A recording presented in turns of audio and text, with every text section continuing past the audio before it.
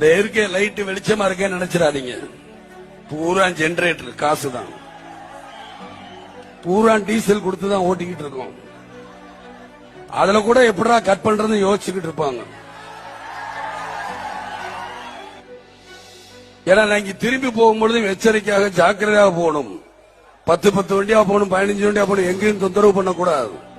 தூக்கம் வந்தா ஒரு ஓரமா வண்டியை போட்டு படுத்து வைக்கிற, அது பெட்ரோல் பங்க் ஊருக்குள்ள படுத்து தூங்குங்க.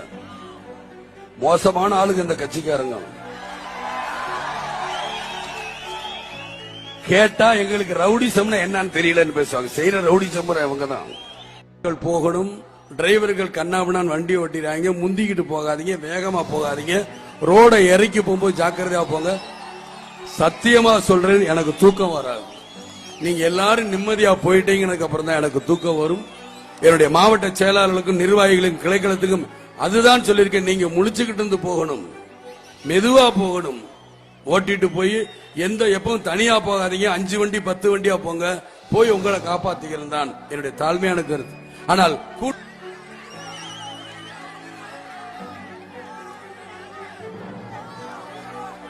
என் உயிரே உங்களுக்கு இருக்குமா, அது எனக்கு திரும்பி வந்த என்ன, உங்ககிட்டே இருக்கட்டுமே, தப்பு கிடையாது. நான் உங்களோட தான் ஐக்கியமா இருக்கிறேன்.